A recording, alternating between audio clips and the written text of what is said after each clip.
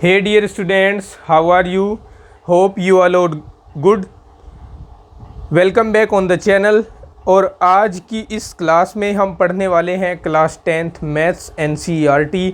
Chapter है 6 और exercise है 6.3 और 6.3 का भी हम क्वेश्चन नंबर 5 कंटिन्यू करेंगे और इससे आगे वाले कुछ क्वेश्चंस देखेंगे। इससे पहले 6.2 और 6.3 के प्रीवियस क्वेश्चन पढ़ा दिए गए हैं। अगर आपको उन्हें देखना है तो लिंक दे दिया है इस वीडियो के डिस्क्रिप्शन में और आई बटन दोनों में, आप जाकर वहां देख सकते हैं। स्टूडेंट्स, मैं आपका टीचर रोहित धीमान। चलिए बिना देरी किए शुरू करते हैं आज की अपनी इस क्लास को। क्वेश्चन नंबर 5 में हमें कहा है कि angle P equals to angle RTS। एक ट्रायंगल हमने बना लिया जो हमें सूचनाएं इस क्वेश्चन में दी गई थी उसके अकॉर्डिंग। PQR। अब इसकी भुजा PR और QR पर दो बिंदु S और T दिए गए थे जो हमने इस तरह से ले लिए हैं। फिर हमें कहा था कि जो एंगल P है इस ट्रायंगल में वो इक्वल्स टू है एंगल RTS के, यानी इसके।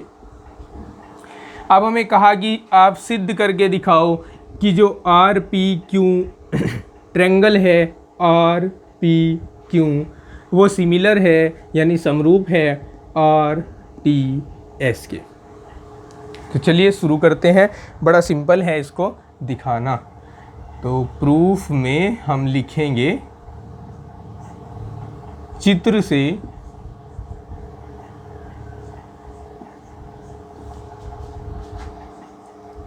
ट्रायंगल RPQ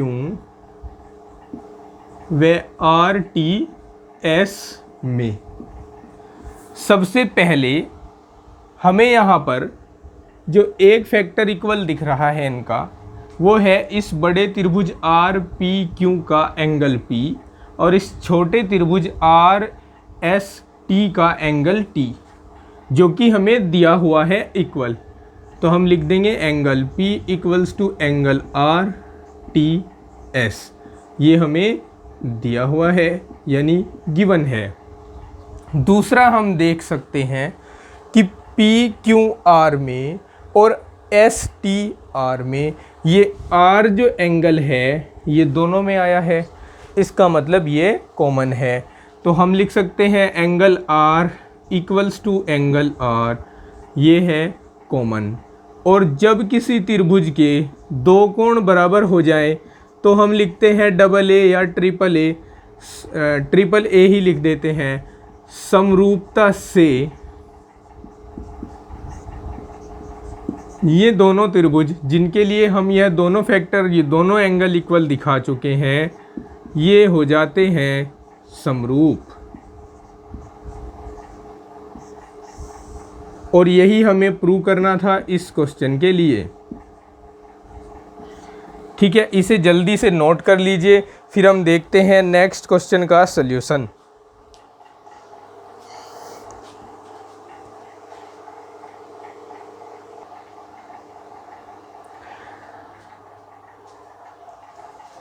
चलिए अब सॉल्व करते हैं क्वेश्चन नंबर 6 को। क्वेश्चन नंबर 6 में एक फिगर दिया है जो मैंने इधर बना दिया है। इस फिगर में हमें कहा है कि जो ट्रायंगल ABE है, मैं सेट करके आपको दिखा दूं, ABE यानी ये वाला जो ट्रायंगल है ये सर्वांगसम है ACD के। ACD आपको सेट करके दिखा देता हूं। ACD जिसमें मैंने ब्लैक डॉट लगाए हैं, ये ACD है हमारा ट्रायंगल। ये दोनों सर्वांगसम दिए हुए हैं और शो करवाया है कि ADE यानी ये ऊपर जो छोटा सा इसका टॉप है पूरे ट्रायंगल का वो, और ABC यानी ये पूरा ट्रायंगल, ये दोनों समरूप हैं यानी सिमिलर हैं।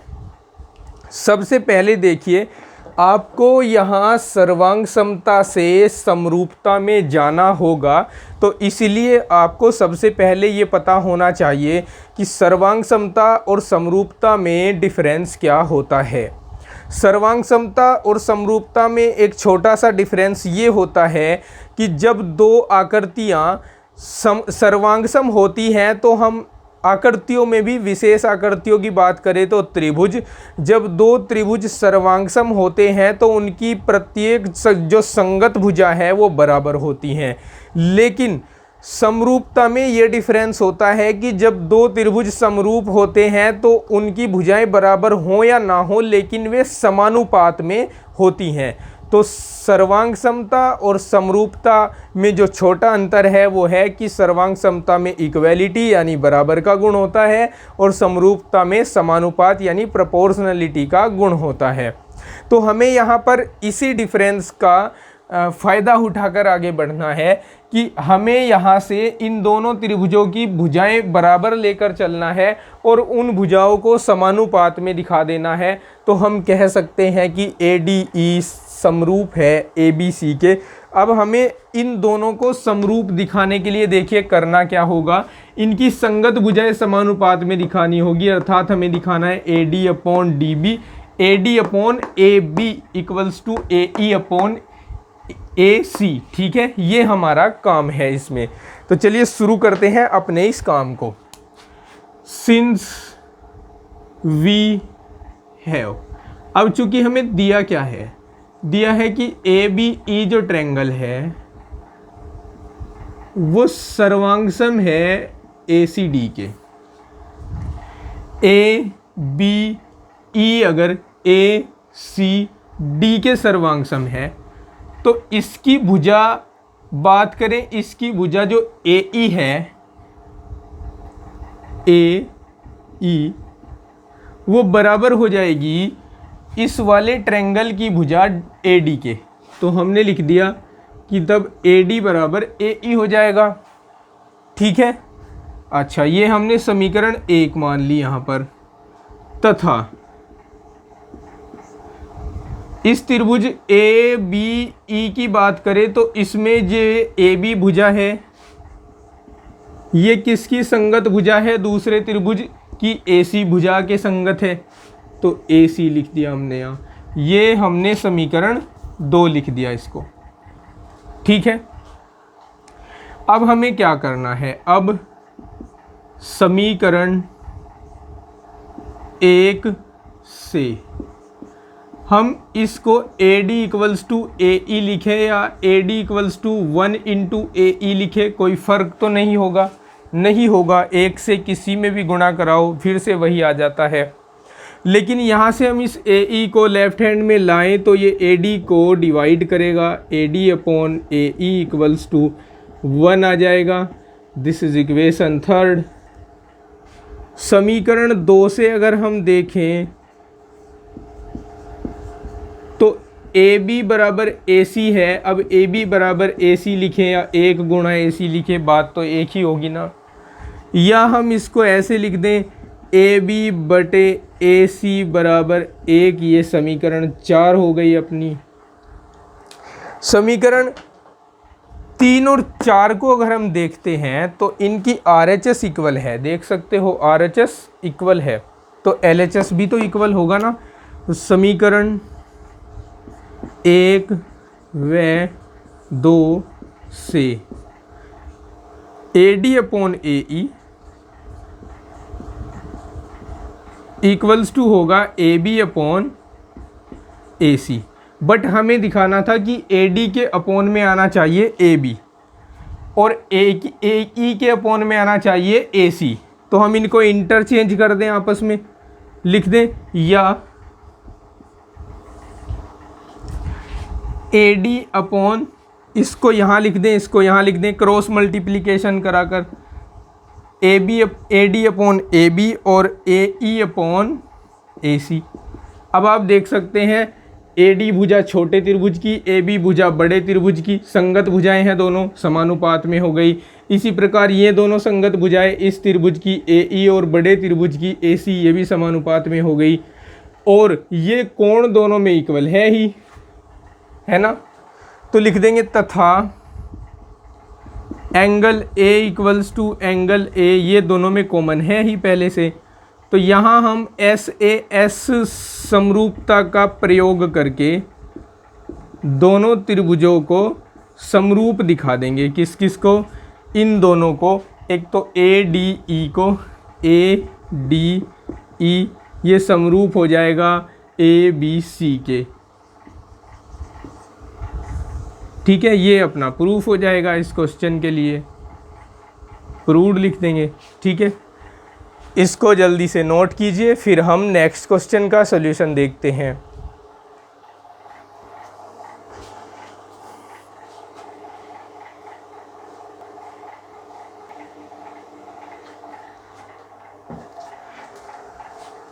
अब सोल्व करते हैं अपना यह क्वेश्चन नंबर 7। इस क्वेश्चन में हमें एक फिगर दिया है जो मैंने इधर बना दिया है, और इसमें कहा है कि इस त्रिभुज ए बी सी का एक शीर्ष लंब है ए डी, दैट मीन्स कि ए डी परपेंडिकुलर है बी सी पर, यानी ए डी 90 अंश का कोण बनाता है बी सी के साथ, और सी ई शीर्ष लंब है इसका दूसरा शीर्ष लंब, यानी C E perpendicular to A B, यानी सी ई ए बी के लंबवत है, या कह सकते हैं कि सी बी ए बी के साथ 90 अंश का कोण बनाता है, कौन, सी ई। ठीक है, फिर हमें यहाँ पर सिद्ध करना है।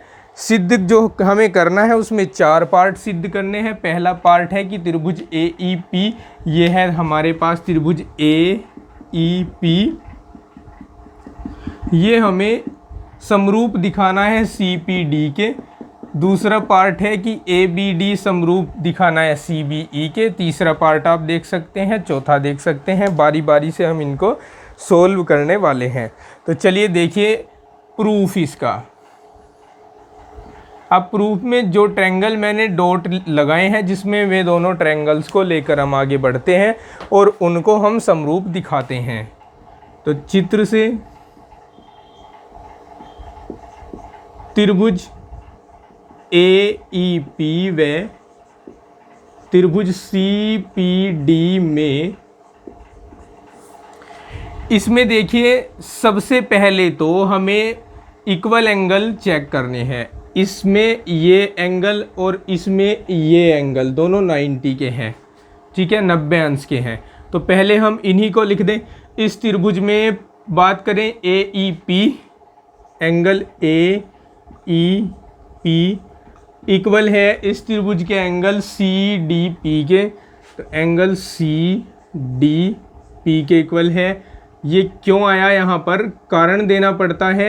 ये प्रत्येक 90 अंश है इसलिए आया है, या आप इसको भी कारण में बता सकते हैं, इसको और इसको, लेकिन प्रत्येक 90 अंश लिखोगे तो भी चलेगा। तथा हम देख सकते हैं कि ये दोनों लाइनें एक दूसरे को काट रही हैं। तो यहाँ जो कोण बन रहे हैं ए पी ई और सी पी डी, ये दोनों शीर्षाभिमुख कोण हैं, और गणित के सब विद्यार्थी और पूरा गणितीय जगत जानता है कि शीर्षाभिमुख कोण बराबर होते हैं। तो आप लिखोगे, इसलिए एंगल ए पी ई बराबर angle C P D, angle C P D. अब यहाँ पर दो कोण बराबर हो गए किन्हीं दो त्रिभुजों के। तीसरा कोण बराबर दिखाने की आवश्यकता नहीं होती है, वो अंडरस्टूड होता है कि वो बराबर ही होगा। तो हमें यहाँ बस लिख देना है, इम्प्लाइज दैट डबल ए या फिर ट्रिपल ए कुछ भी लिख सकते हैं, समरूपता नियम या कसौटी से त्रिभुज ए ई पी समरूप हो जाएंगे। ये दोनों त्रिभुज जिनको हम लेकर चले थे, ये दोनों समरूप हो जाएंगे सी पी डी के, और इस तरह से हमारा प्रूफ ऑफ फर्स्ट हमें मिल जाएगा। प्रूफ ऑफ फर्स्ट, ये हो चुका हमारा प्रूफ ऑफ फर्स्ट। अब हम सेकंड प्रूफ को देखते हैं। सेकंड प्रूफ में जो दोनों त्रिभुज दिए हैं उनको लेकर चलेंगे। सेकंड में चित्र से त्रिभुज ए बी डी व त्रिभुज सी बी ई में, चलिए पहले देख लेते हैं कि ए बी डी कहाँ है। अब मैं इसमें से डॉट हटा दूं क्योंकि इन डॉट को दूसरे ट्रायंगल्स में लगाकर आपको समझाऊंगा मैं। तो ए बी डी यानी ये बड़ा ट्रायंगल है ए बी डी, उसके बाद सी बी ई ये ट्रायंगल है सी बी ई, जिसमें मैंने रेड डॉट लगा दिए हैं। इन दोनों को समरूप दिखाना है, फिर से वही दो एंगल इक्वल करने हैं। देखिए कैसे एंगल इक्वल करेंगे। इसका तो इस वाले ट्रायंगल में तो ये एंगल ए डी बी और इस वाले ट्रायंगल में सी ई बी, ये दोनों ही 90-90 के एंगल हैं, इसलिए इक्वल हो जाएंगे। और एंगल बी दोनों में आ रहा है, इसलिए ये कॉमन हो जाएगा और डबल ए से ये भी प्रूव हो जाएगा। तो हम लिखेंगे angle A D B equals to angle C E B, यहाँ लिखेंगे प्रत्येक 90 अंश व angle B equals to angle B, ये कॉमन है यानी उभयनिष्ठ है। ठीक है। अच्छा, यहाँ हमने लिखा नहीं था कि ये शीर्षाभिमुख है, यहाँ भी लिख देते हैं। ये हो गया शीर्षाभिमुख, ये common implies that double A समरूपता नियम या कसौटी से ये दोनों त्रिभुज ए बी डी ये समरूप हो जाएंगे सी बी ई के। समझ गए।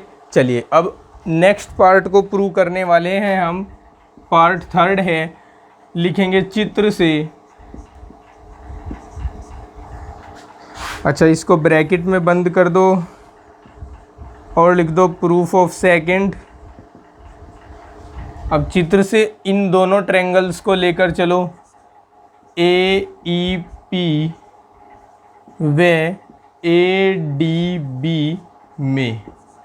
इनको ढूंढ लेते हैं कहाँ कहाँ पड़े हैं ये ए ई पी और ए डी पी। चलिए ढूंढिए इनको। ए ई पी यही ट्रायंगल है और ए डी बी ये पूरा ट्रायंगल है, ये पूरा ट्रायंगल इसके सहित। तो इनमें क्या क्या इक्वल है, वही 90-90 के एंगल। तो हम कहेंगे एंगल, इसका angle A E P equals to है ए डी बी के प्रत्येक 90 अंश। और ये वाला एंगल दोनों में इक्वल आया है, जिसको हम लिख देंगे एंगल ई ए पी तो कहेंगे या पी ए ई तो कहेंगे, पी ए ई तो कहेंगे छोटे ट्रायंगल ए ई पी के लिए, और डी पी बी कहेंगे, डी पी बी कहेंगे, और सॉरी डी ए बी कहेंगे बड़े ट्रायंगल के लिए। लिख देंगे कि ये कॉमन है। इम्प्लाइज दैट डबल ए समरूपता कसौटी से triangle A E P similar हो जाएगा ए डी बी के। ये हमारा प्रूफ ऑफ थर्ड हो गया, प्रूफ ऑफ थर्ड। अब हम इसका फोर्थ पार्ट देखते हैं। फोर्थ पार्ट में ये दोनों ट्रायंगल लेकर चलने हैं। पुनः चित्र से ट्रायंगल पी डी सी व triangle B E C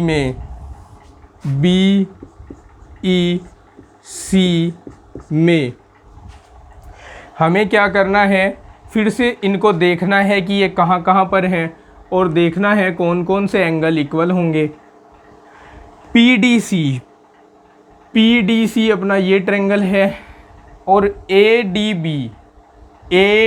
B अपना ये ट्रायंगल है। ठीक है, इनमें वही 90-90 के एंगल तो इक्वल हो रहे हैं। इस वाले में लिख देंगे पी डी सी में कि पी डी सी जो एंगल है वो इक्वल है ए डी बी के। ठीक है, ये प्रत्येक 90 अंश होने के कारण हुआ है। और दूसरा क्या देख रहे हैं हम कि इन दोनों ट्रायंगल्स में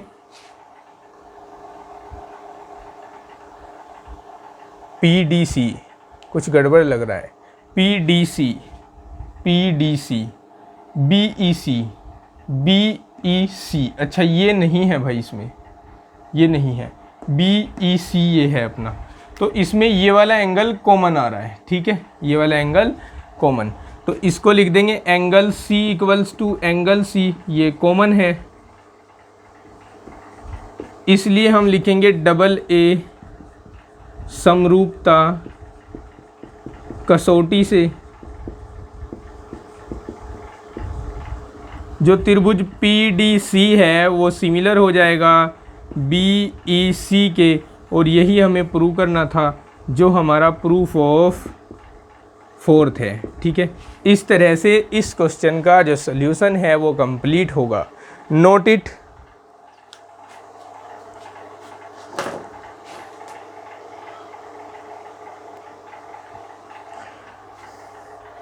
देखिए अब यह है क्वेश्चन नंबर 8, इसका सल्यूशन करते हैं। क्वेश्चन नंबर 8 में हमसे कहा है कि ABCD एक समांतर चतुर्भुज है। चित्र नहीं दिया, हमें खुद बनाना पड़ेगा, समझ लीजिए कैसे। हमने एक समांतर चतुर्भुज ABCD बना लिया पहले, फिर हमें कहा है कि इसकी भुजा AD को आगे बढ़ाया गया है, तो हमने AD को यहाँ से आगे बढ़ा दिया। आगे बढ़ाकर इस पर कहीं पर भी एक बिंदु लेना है E, तो हमने इस पर बिंदु E ले लिया है। फिर हमें कहा है कि BE को जब मिलाएंगे तो ये CD को F पर प्रतिच्छेद करेगा, तो F पर प्रतिच्छेद कर दिया। उसके बाद हमें सिद्ध करना है कि ये जो ट्रायंगल ABE है, कौन सा ट्रायंगल, ये वाला ट्रायंगल जो है ABE, ये समरूप होगा ट्रायंगल CFB के। CFB कौन सा ट्रायंगल है आप देख सकते हैं चित्र में, ब्लैक डॉट जिसमें मैं लगा रहा हूँ वो CFB है, ठीक है। चलिए प्रूफ करते हैं इसको, कैसे प्रूफ करना होगा। इसमें लिखेंगे चित्र से त्रिभुज ABE व त्रिभुज CFB में।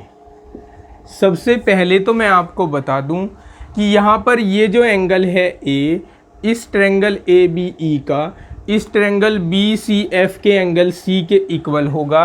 कारण क्या है उसका कि ABCD जो समांतर चतुर्भुज आप देख रहे हो, उसमें A और C दोनों आमने सामने के कोण हैं, और कोई भी समांतर चतुर्भुज जो होता है उसके सम्मुख कोण बराबर होते हैं। ये प्रॉपर्टी है समांतर चतुर्भुज की। तो हम यहाँ angle A equals to angle C लिख देंगे, angle A equals to angle C, और सामने रीजन लिखेंगे समांतर चतुर्भुज ABCD के सम्मुख कोण।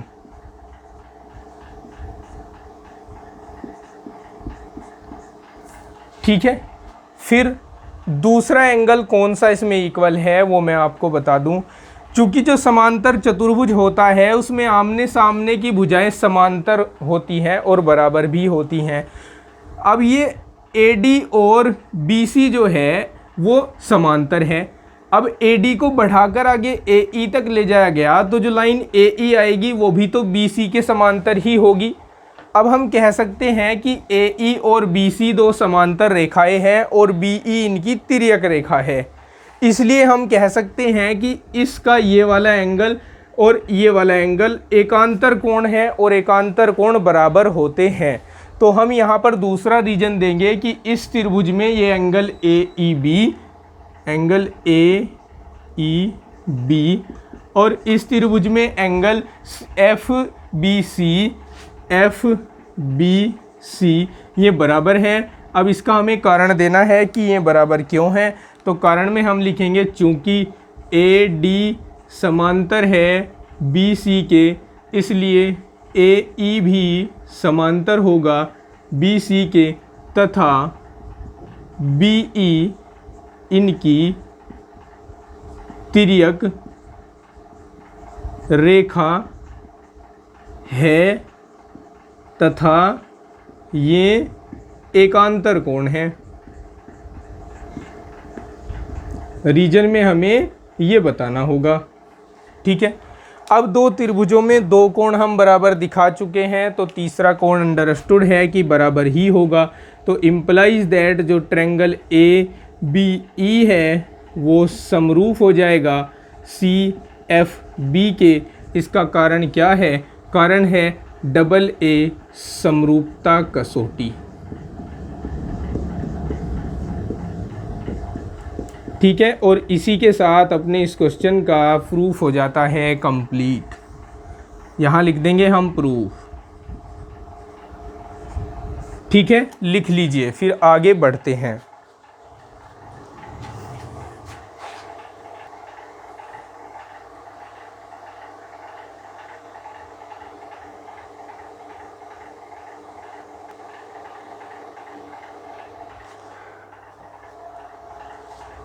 अब सोल्व करते हैं इस क्वेश्चन नंबर 9 को।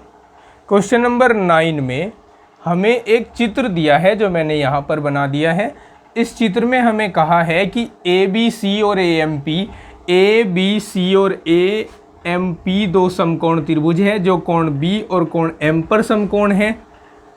फिर हमें कहा है कि दिखाओ कि ये दोनों समरूप हैं और साथ ही दिखाना है कि इनकी भुजाएं समानुपाती हैं। तो बड़ा सिंपल सा क्वेश्चन आपको इस क्वेश्चन नंबर 9 के माध्यम से दिया है। हम लिखेंगे कि चित्र से त्रिभुज ए बी सी व त्रिभुज ए एम पी में सबसे पहले हम इनके दोनों कोणों को 90 अंश का कहकर इक्वल लिख देंगे। इसका A B C, angle A B C, और इसका ए एम पी ये है प्रत्येक 90 अंश, इसलिए इक्वल है। और फिर हम देख रहे हैं कि इन दोनों ही ट्रायंगल में ये वाला जो एंगल है दोनों में आया है, तो हम लिख देंगे angle A equals to angle A. ये है उभयनिष्ठ यानी कॉमन है ये। तो यहाँ हम डबल ए या ट्रिपल ए कुछ भी लिखें, समरूपता कसौटी लिख देंगे। और इस कसौटी से ये दोनों त्रिभुज ए बी सी समरूप हो जाएंगे ए एम पी के। वैसे जब दो समकोण त्रिभुज आप देखोगे तो वो समरूप ही होंगे, इसलिए इसको दिखाओ या ना दिखाओ, क्वेश्चन में हमें दिखाने के लिए बोला था तो हमने यहाँ पर दिखा दिया है। मोस्टली समरूप होते हैं, कोई कोई केस ऐसा होता है जो हटके होता है। ठीक है, अब हमें क्या करना है, ये हमारा प्रूफ हो चुका फर्स्ट, तो हम यहाँ ब्रैकेट में इसको बंद करके प्रूफ ऑफ फर्स्ट लिख देंगे। फिर हमें देखना है आगे कि सी ए के अपोन में पी आया है। सी ए किसकी साइड है और पी ए किसकी साइड है? सी ए बी सी की संगत भुजा है और इसकी संगत भुजा है ए पी, जो त्रिभुज ए पी एम में आई है। तो हम लिख देंगे कि अगर दो त्रिभुज समरूप हैं तो उनकी संगत भुजाएं समानुपात में होती है। तो हम डायरेक्ट लिख देंगे C A upon P A equals to B C upon M P. ठीक है, ये संगत भुजाएं हैं त्रिभुज ए बी सी और ए एम पी की। हम लिख देंगे समरूप त्रिभुजों की संगत भुजाएं समानुपाती होती हैं।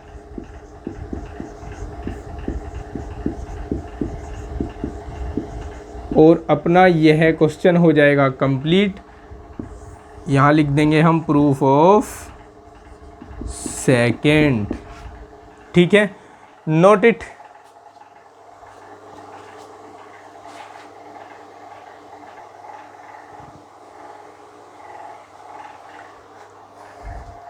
क्वेश्चन नंबर 10 को रीड करते हैं। इसमें कहा है सी डी और जी एच क्रम से ए सी बी और ई जी एफ के ऐसे समद्विभाजक हैं कि बिंदु डी और एच क्रम से त्रिभुज ए बी सी और एफ ई जी की भुजाओं ए बी और एफ ई पर स्थित हैं। यदि ए बी सी समरूप हो FEG के, तो दर्शाइए कि पार्ट 1, पार्ट 2, पार्ट 3। सबसे पहले तो इनके चित्र नहीं दिए, चित्र हमें खुद बनाने पड़ेंगे, तो चित्रों को बनाते हैं पहले। देखिए एक त्रिभुज तो है इसमें ABC, एक त्रिभुज है ABC, खींच लेते हैं इसको।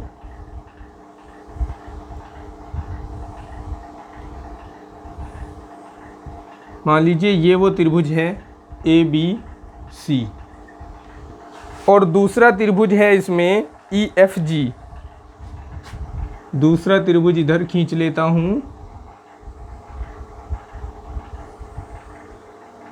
ठीक है, ये दूसरा त्रिभुज है, इसको मान लेते हैं EFG। ठीक है, अच्छा अब हमें कहा है कि ACB का समद्वि भाजक है, समद्वि भाजक है कि बिंदु D और H क्रमशः त्रिभुज ABC, D है इसकी भुजा AB पर स्थित, यहाँ कहीं बिंदु D है,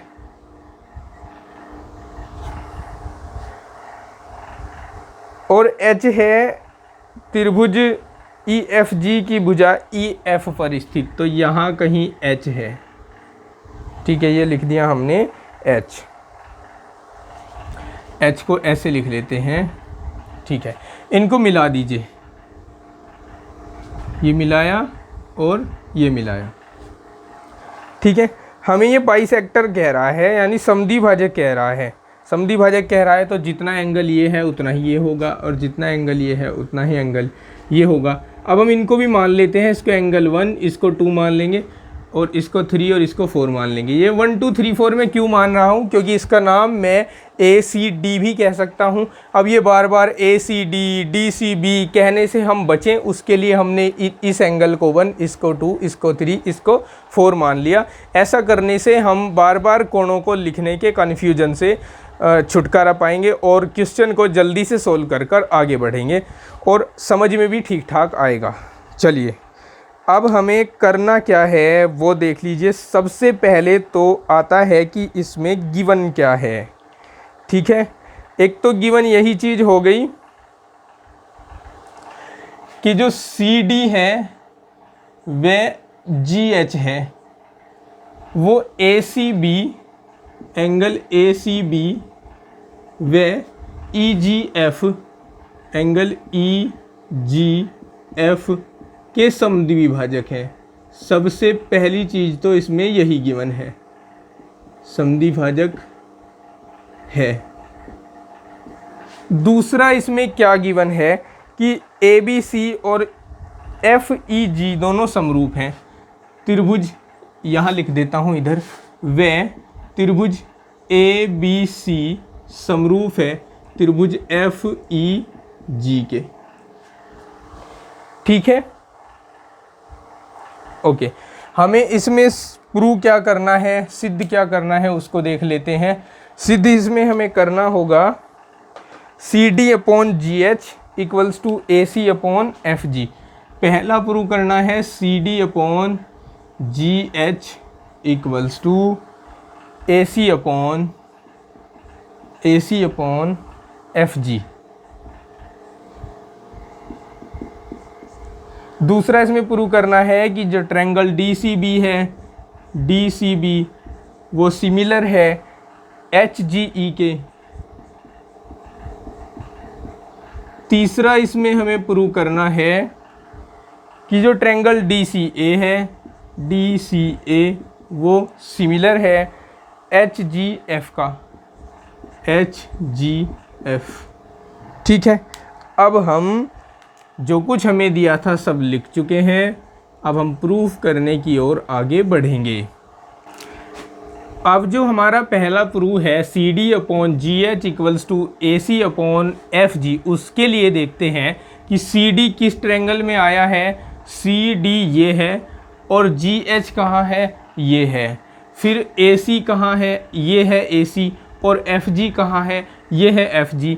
इसका मतलब ये ट्रायंगल और ये वाला ट्रायंगल, ये हमें दोनों के दोनों समरूप दिखाने हैं। समरूप दिखाने के बाद हम कह देंगे कि इनकी संगत भुजाएं समानुपात में हैं। तो हम लिखेंगे चित्र से त्रिभुज ACD व त्रिभुज, दूसरे को कहेंगे HGF में। इसमें हम कहेंगे कि इसका जो एंगल A है और इसका एंगल F वो इक्वल होंगे, angle A equals to angle F। अब ये इक्वल क्यों कह रहा हूँ, ध्यान से समझना इसका कारण, क्योंकि हमें ये दोनों त्रिभुज ABC ये पूरा त्रिभुज और FEG ये पूरा त्रिभुज ये दिए हैं समरूप, और समरूप त्रिभुजों के संगत कोण बराबर होते हैं। तो इसीलिए ABC समरूप FEG लिख दीजिए तथा संगत कोण ऐसा लिखकर आप छोड़ सकते हैं। ठीक है, इसके बाद हम देख सकते हैं कि यहाँ C और G दोनों इक्वल हैं। C और G संगत कोण है ना, इसलिए बराबर होंगे। तो हम C का और G का आधा आधा ले, जिसको कि यहाँ 1 कह रहे हैं और यहाँ 3 कह रहे हैं, तो वो भी इक्वल हो जाएंगे। तो हम यहाँ लिख सकते हैं कि एंगल 1 इक्वल्स टू, यहाँ पर एंगल 2 और 4 लेकर चलेंगे। एंगल 2 और एंगल 4 इक्वल होंगे। क्यों इक्वल होंगे, ध्यान से समझ लीजिए, क्योंकि ये दोनों त्रिभुज जो हैं ये समरूप हैं। Triangle ABC similar to FEG के, तथा संगत कोण होने के कारण एंगल G और एंगल C दोनों इक्वल हैं। या अगर हम इनका हाफ हाफ करें, half of angle C equals to half of angle G, half half भी इक्वल होगा जब कंप्लीट इक्वल है। और हाफ अगर इसका लें तो ये बाइसेक्टर है इसका, तो ये 1 इसका हाफ हो जाएगा और 3 इसका हाफ हो जाएगा। तो यहाँ हम 1 इक्वल्स टू 3 लिख सकते हैं। ये रीजन हो गया इसके लिए। अब हम कहेंगे इम्प्लाइज दैट 1 इक्वल्स टू 3 या 2 इक्वल्स टू 4 लिख सकते हैं। ठीक है, इम्प्लाइज दैट AA समरूपता नियम से ये दोनों त्रिभुज जो हम लेकर चले हैं ये वाले, ये दोनों समरूप हो जाएंगे। ACD समरूप त्रिभुज HGF के। ठीक है, और समरूप त्रिभुजों की संगत भुजाएं होती है समानुपात में। तो आप यहाँ से लिख सकते हैं CD/GH इक्वल्स टू AC/FG। ठीक है, सामने चाहे तो आप कारण भी दे सकते हैं, समरूप त्रिभुजों की संगत भुजाएं समानुपात में होती हैं। ठीक है, ये हमारा हो चुका है प्रूफ ऑफ फर्स्ट। अब हम सेकंड के प्रूफ के लिए देखते हैं। सेकंड में हमें प्रूव करना है कि ट्रायंगल DCB, यानी ये वाला ट्रायंगल DCB HGE के इक्वल होगा। HGE यानी ये इस वाले ट्रायंगल के इक्वल होगा। तो बड़ी आसानी से दिखा सकते हैं, ठीक उसी प्रकार जिस प्रकार से हमने इन दोनों त्रिभुजों को दिखाया था। तो लिखेंगे चित्र से त्रिभुज DCB व त्रिभुज HGE में हम कह सकते हैं कि इसका B और E इक्वल है। Angle B equals to angle E। क्यों इक्वल है, क्योंकि ABC समरूप दिया है HGE के। ठीक है, HGE EGF या EFG कहेंगे। ठीक है, EFG के। ठीक है, और संगत कोण है इसलिए बराबर है। फिर दूसरा हम कह सकते हैं कि 1 और 3 इक्वल है। Angle 1 equals to angle 3, reason same दे दीजिए कि ये समरूप है और इसलिए इक्वल है, क्योंकि ये कंप्लीट कोण C और G इक्वल होगा तो बाइसेक्टर भी इक्वल होंगे। यहाँ से आप जैसे आपने 2 और 4 दिखाया है, आप चाहे तो इसी तरह का एक फॉर्मूलेशन आप दिखा दीजिए। कैलकुलेशन किसके लिए, इन दोनों के लिए 1 और 3 के लिए। दिखाओ या ना दिखाओ उससे फ़र्क नहीं पड़ता। अब लिखोगे एंगल AAA समरूपता नियम से, AAA समरूपता नियम से DCB समरूप हो जाएगा HGE के, और ये हमारा हो जाएगा प्रूफ ऑफ सेकंड। अब प्रूफ ऑफ थर्ड रह गया है, उसको देखते हैं। प्रूफ ऑफ थर्ड में हमें DCA को, DCA कहाँ है, DCA ये वाला त्रिभुज है, HGF के समरूप दिखाना है। और ये तो शायद हम दिखा चुके हैं, देखते हैं अभी। DCA बिल्कुल ये हम दिखा चुके हैं इस पार्ट में। DCA ये वाला त्रिभुज जिसको हम ACD भी कह सकते हैं, और HGF ये वाला त्रिभुज है, इसको तो एज इट इज ही हमने यहाँ लिया है। तो आपको इस तीसरे पार्ट के लिए सेम ये वाला पार्ट कॉपी करना है। तो ये ही या इसी को हम proof of first and third भी कह सकते हैं, ठीक है। इसको प्रूफ ऑफ थर्ड कह सकते हैं और इसको प्रूफ ऑफ सेकंड कह सकते हैं, या फिर आप फिर से इसको कॉपी करके आगे भी लिख सकते हैं। अब आपकी टेंशन है, आपका काम है, आप कैसे भी करें, स्मार्ट तरीके से करें या हार्ड तरीके से करें, आपकी मर्जी है, ठीक है। आज इस वीडियो में इतना ही। बाकी के जो क्वेश्चंस रह गए हैं, क्वेश्चन नंबर 11 से लेकर 16 तक के क्वेश्चन, उनको हम सोल्व करेंगे नेक्स्ट वीडियो में, जिसका लिंक दे दूंगा मैं इस वीडियो के डिस्क्रिप्शन में। आप वहां जाकर देख सकते हैं, या एंड स्क्रीन पर भी आपको उस वीडियो का लिंक देखने को मिल जाएगा। रोहित धीमान मैथ्स आपका अपना चैनल है। अगर आप नए व्यूवर्स हैं, चैनल को अभी तक सब्सक्राइब नहीं किया है तो चैनल को सब्सक्राइब कर लें, वीडियो को लाइक और शेयर करें। आपकी कोई भी क्वेरी है, कोई भी डाउट है जो आपको पूछना है, आप स्क्रीन पर दिए गए व्हाट्सएप नंबर पे वो अपनी क्यूरीज़ को पूछ सकते हैं। मैं आपके सभी सवालों का जवाब देने का पूरा प्रयास करूँगा। चलिए मिलते हैं नेक्स्ट वीडियो में, तब तक के लिए take care, bye bye, have a nice day.